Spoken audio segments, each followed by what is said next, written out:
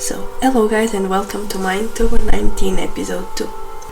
And guess who's sick?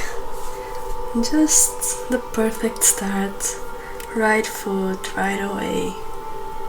I mean, it kinda fits the season because my brain is melting.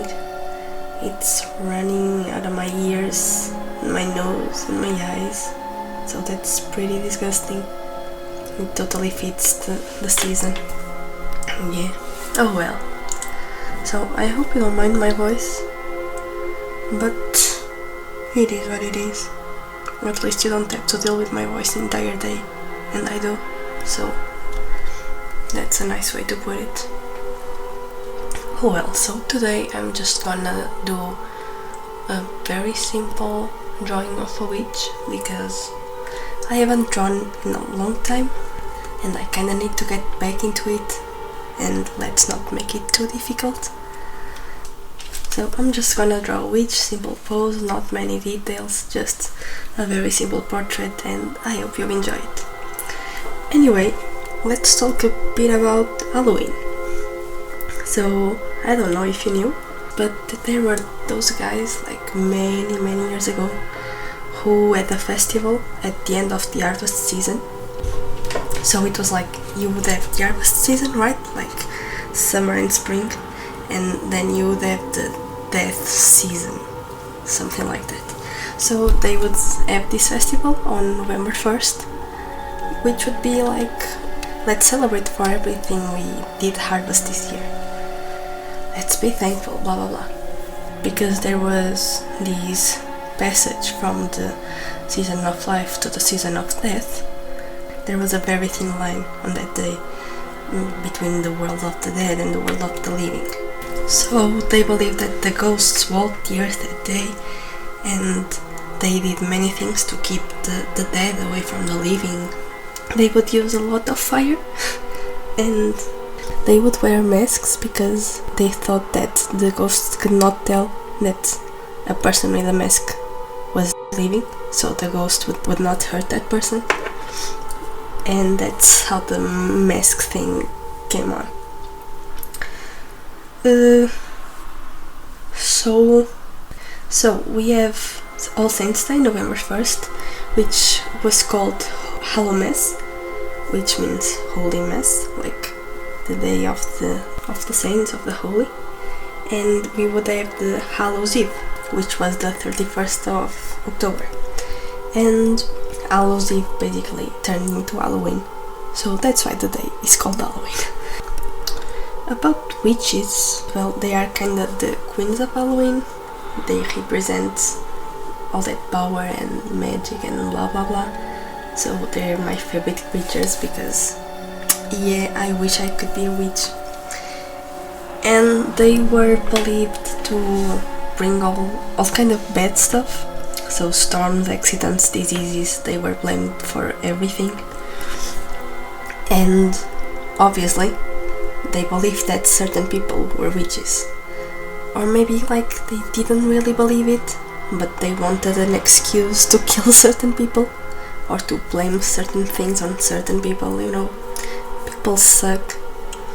And yeah, a lot of people were executed back then because of that.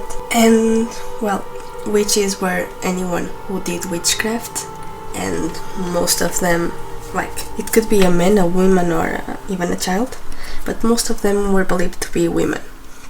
And why is that? Because they used to say that females were more inclined to be evil, because, well, it was convenient, right? Another reason to keep women under control. So basically, if you were a female, you would automatically have a reason to be called a witch. And if you were too young, you had a reason to be called a witch. If you were too old, you would have a reason to be called a witch. Everything was a red flag, basically. If you were rich and independent, you were totally a witch. If you were super poor and you were like a beggar on the street, you were a witch. They would pick up random children and like persuade them into confessing that they were witches, and then they would use that against their families, saying that the family did witchcraft and all of that, so that was also a way of picking up fights with random families.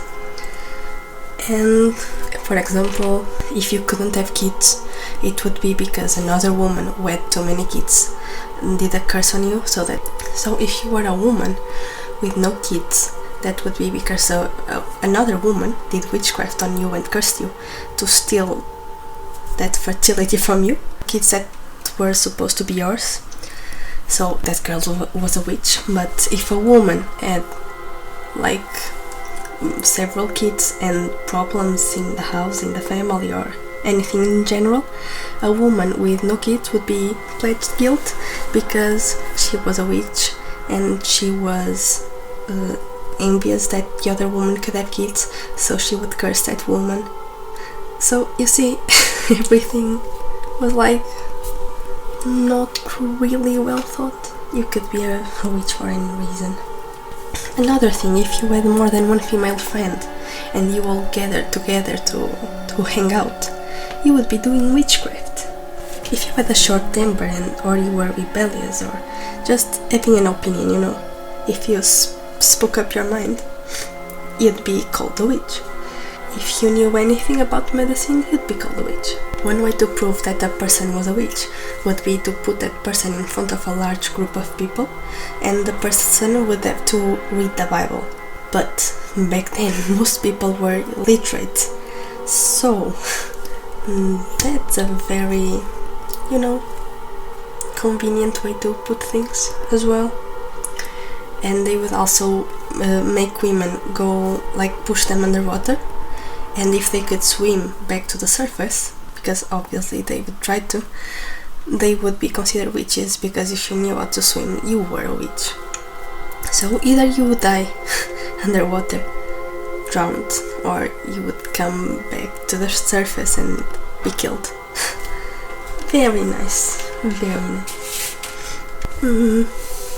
About cats, basically, you know, back then there were a lot of cat ladies because the women would like to keep cats on their houses to kill the mice, and basically that was a sign that the women was a witch, and that's how cats got a connection with witchcraft.